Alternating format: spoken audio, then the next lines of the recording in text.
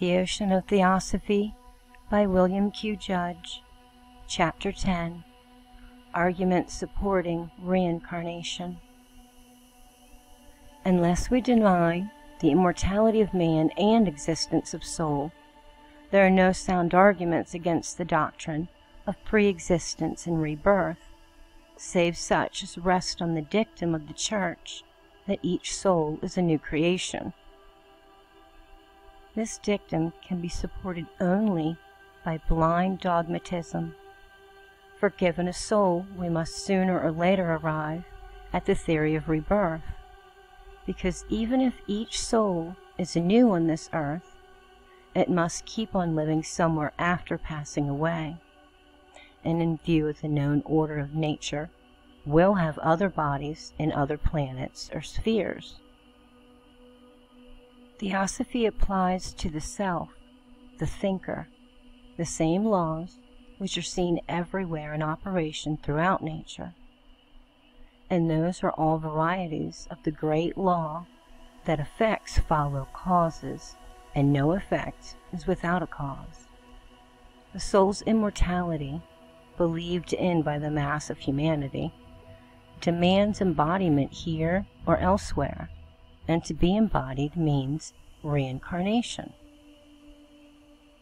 If we come to this earth but for a few years, and then go to some other, the soul must be re-embodied there as well as here. And if we have traveled from some other world, we must have had there too our proper vesture. The powers of mind and the laws governing its motion, its attachment, and its detachment, as given in the Theosophical philosophy, show that its re-embodiment must be here, where it moved and where it worked, until such time as the mind is able to overcome the forces which chain it to this globe.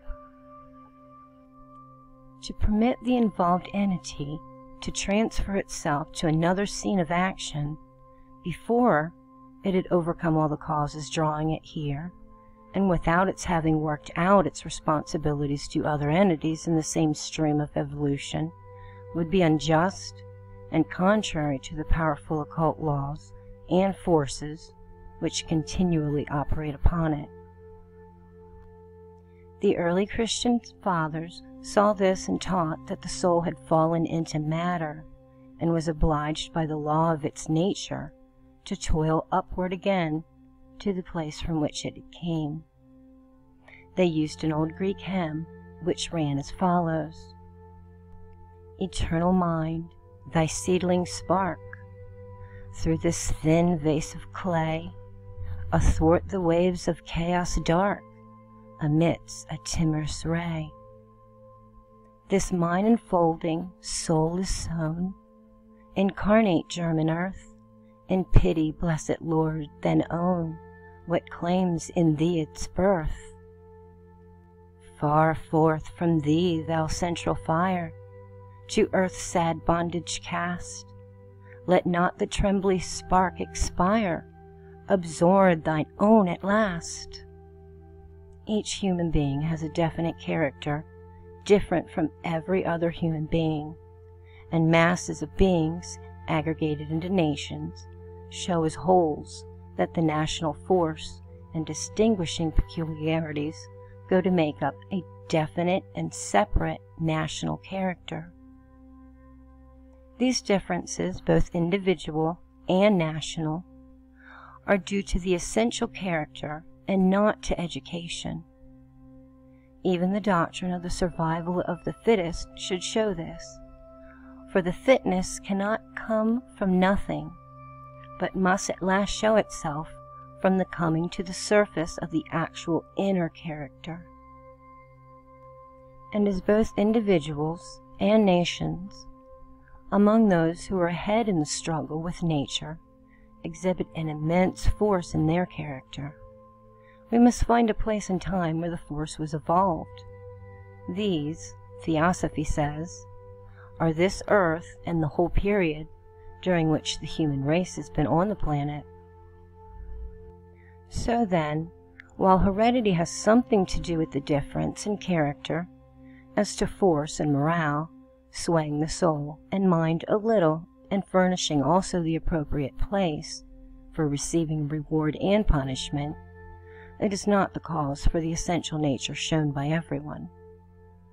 But all these differences, such as those shown by babes from birth, by adults, as character comes forth more and more, and by nations in their history, are due to long experience gained during many lives on earth, are the outcome of the soul's own evolution. A survey of one short human life gives no ground for the production of this inner nature. It is needful that each soul should have all possible experience, and one life cannot give this even under the best conditions. It would be folly for the Almighty to put us here for such a short time, only to remove us just when we had begun to see the object of life and the possibilities within it. The mere selfish desire of a person to escape the trials and discipline of life is not enough to set nature's laws aside, so the soul must be reborn until it has ceased to set in motion the cause of rebirth, after having developed character up to its possible limit as indicated by all the varieties of human nature, when every experience has been passed through, and not until all truth that can be known has been acquired. The vast disparity among men in respect to capacity compels us, if we wish to ascribe justice to nature or to God, to admit reincarnation and to trace the origin of the disparity back to the past lives of the ego. For people are as much hindered and handicapped, abused, and made the victims of seemingly unjust or unjust because of limited capacity, as they are by reason of circumstances of birth or education. We see the uneducated rising above circumstances of family and training, and often those born in good families have a very small capacity. But the troubles of nations and families arise from want of capacity more from any other cause. And if we consider savage races only, there the seeming injustice is enormous. For many savages have good actual brain capacity, but still are savage. This is because the ego in that body is still savage and undeveloped. For in contrast to the savage, there are many civilized men with small actual brain force who are not savage in nature because of the indwelling ego has had long experience in civilization during other lives, and being a more developed soul, has power to use the brain instrument to its highest limit. Each man feels and knows that he has an individuality of his own, a personal identity which bridges over not only the gaps made by sleep, but also those sometimes supervening on temporary lesions in the brain. This identity never breaks from beginning to end of life in the normal person, and only the persistence and eternal character of the soul will account for it. So, ever since we began to remember, we know that our personal identity has not failed us, no matter how bad our memory may be. This disposes of the argument that identity depends on recollection, for the reason that, if it did depend alone on recollection, we should each day have to begin over again, as we cannot remember the events of the past in detail, and some minds remember but little, yet feel their personal identity. And as it is often seen that someone who remembered the least insists as strongly as the others on their personal identity. Thus, that persistence of feeling must come from the old and immortal soul. Viewing life and its probable object with all the varied experience possible for man, one must be forced to the conclusion that a single life is not enough for carrying out all that is intended by nature, to say nothing of what man himself desires to do. The scale of variety and experience is enormous. There is a vast range of powers latent in man, which we say may be developed if opportunity be given. Knowledge infinite in scope and diversity lies before us, and especially in these days when special investigation is the rule. We perceive that we have high aspirations with no time to reach up to their measure, while the great troop of passions and desires, selfish motives and ambitions, war with us and among themselves, pursuing us even to the door of death. All these must be tried, conquered, used, as well as subdued. One life is not enough for all of this.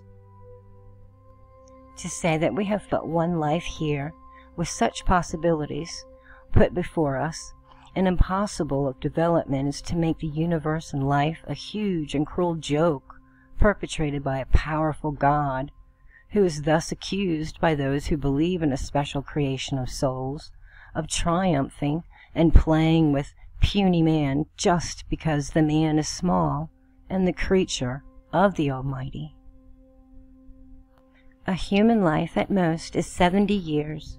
Statistics reduce this to about 40, and out of that, a little remainder, a large part, is spent in sleep and another part in childhood.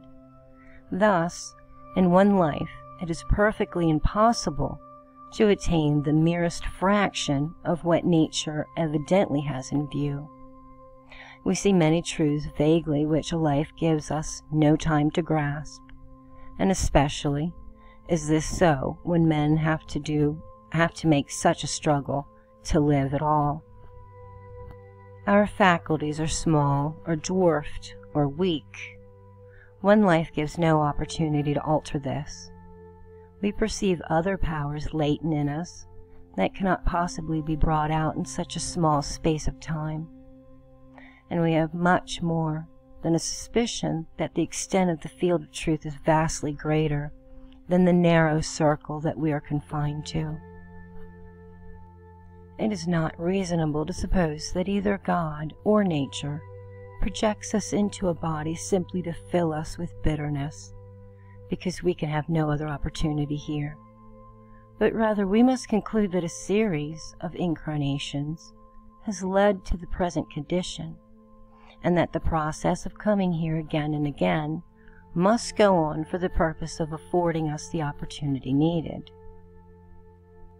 The mere fact of dying is not of itself enough to bring about development of faculties, or the elimination of wrong tendency and inclination. If we assume that upon entering heaven we at once acquire all knowledge and purity, then that state after death is reduced to a dead level, and life itself, with all its discipline, is shorn of every meaning. Some of the churches teach of a school of discipline after death, where it is impudently stated that the apostles themselves, well known to be ignorant men, are to be the teachers. This is absurd and devoid of any basis or reason in the nature of order. Besides, if there is to be such subsequent discipline, why were we projected into life at all? And why, after the suffering and the error committed, are we taken from the place where we did our acts? The only solution left is reincarnation. We come back to earth because on it, and with the beings upon it, our deeds were performed. Because it is the only proper place where punishment and reward can be justly meted out. Because here is the only natural spot in which to continue the struggle towards perfection, toward the development of the faculties we have, and the destruction of the wickedness within us. Justice to ourselves and to all other beings demands it, for we cannot live for ourselves, and it would be unjust to permit some of us to escape, leaving those who were participants with us to remain or to be plunged into a hell of eternal duration. The persistence of savagery, the rise and decay of nations and civilizations, the total extinction of nations, all demand an explanation found nowhere but in reincarnation. Savagery remains because there are still egos whose experience is so limited that they are still savage. They will come up into higher races when they are ready. Races die out because the egos have had enough of the experience that sort of race gives. So we find the Red Indian, the Hottentot, the Easter Islanders, and others examples of races deserted by high egos. And as they are dying away, other souls who have had no higher life in the past enter into the bodies of the race to go on using them for the purpose of gaining such experience as the race body will give. A race could not possibly arise and then suddenly go out. We see that such is not the case, but science has no explanation. It simply says that this is the fact, that nations decay. But in the explanation no account is taken of the inner man, nor of the subtle occult laws that unite to make a race. Theosophy shows that the energy drawn together must expend itself gradually, and therefore the reproduction of bodies of the character of that race will go on. Though the egos are not compelled to inhabit bodies of that sort any longer, than while they are of the same development as the race. Hence a time comes when the whole mass of egos which built up the race leaves it for another physical environment more like themselves. The economy of nature will not permit the physical race to suddenly fade away, and so, in the real order of evolution, other and less progressed egos come in and use the forms provided, keeping up the production of new bodies, but less and less in number each century. These lower egos are not able to keep up to the limit of the capacity of the congeries of energy left by the other egos. And so while the new set gains as much experience as possible, the race in time dies out after passing through its decay. This is the explanation of what we may call descending savagery, and no other theory will meet the facts. It has been sometimes thought by ethnologists that the more civilized races kill off the other, but the fact is that in consequence of the great difference between the egos inhabiting the old race body and the energy of that body itself, the females begin to become sterile, and thus slowly but surely the number of deaths exceed the births. China itself is in process of decay. She is now in almost stationary stage, just before the rush downward. Great civilizations like those of Egypt and Babylon have gone because the souls who made them have long ago reincarnated in the great conquering nations of Europe and the present American continents. As nations and races, they have been totally reincarnated and born again for greater and higher purposes than ever. Of all the old races, the Aryan Indian alone yet remains as the preserver of the old doctrines. It will one day rise again to its old heights of glory. The appearance of geniuses and great minds and families destitute of these qualities, as well as the extinction from a family of the genius shown by some ancestor, can only be met by the law of rebirth. Napoleon the first came in a family wholly unlike him in power and force. Nothing in his heredity will explain his character. He said himself, as told in the memoirs of Prince Talleyrand, that he was reincarnated and was before Charlemagne. Only by assuming for him a long series of lives giving the right line of evolution, or cause for his mind and nature and force to be brought out, can we have the slightest idea why he, or any other great genius, appeared at all. Mozart when an infant could compose orchestral scores. This was not due to heredity, for such a score is not natural, but is forced, mechanical, and wholly conventional. Yet he understood it without schooling. How? Because he was a musician reincarnated, with a musical brain furnished by his family, and thus not impeded in his endeavors to show forth his musical knowledge. But stronger yet is the case of Blind Tom, an Afro-American man whose family could not by any possibility have a knowledge of the piano, a modern instrument, to transmit that knowledge to the atoms of his body. Yet he had great musical power, and knew the present mechanical musical scale on the piano.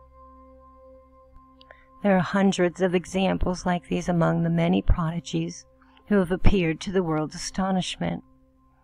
In India, there are many histories of sages born with complete knowledge of philosophy and the like, and doubtless in all nations the same can be met with.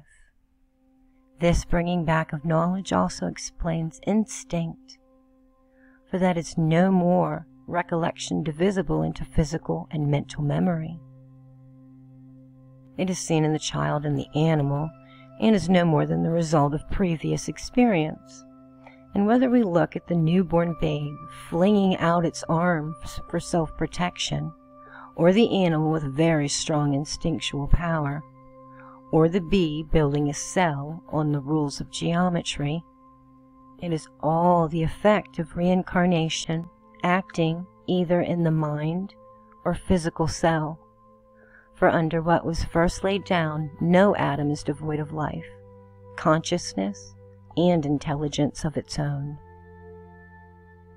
In the case of the musician Bach, we have proof that heredity counts for nothing if the ego is not advanced, for his genius was not born down his family line. It gradually faded out, finally leaving the family stream entirely.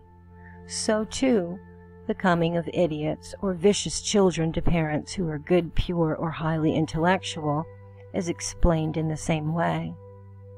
They are cases where heredity is set at naught by a wholly bad or deficient ego.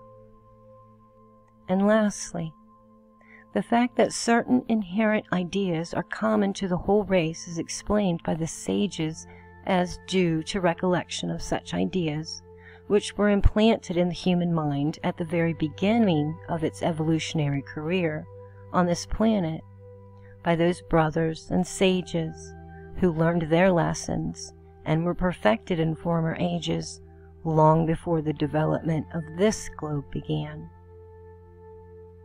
No explanation for inerrant ideas is offered by science that will do more than say, quote, "they exist," end quote. These were actually, quote, "taught," end quote, to the mass of egos who are engaged in the Earth's evolution.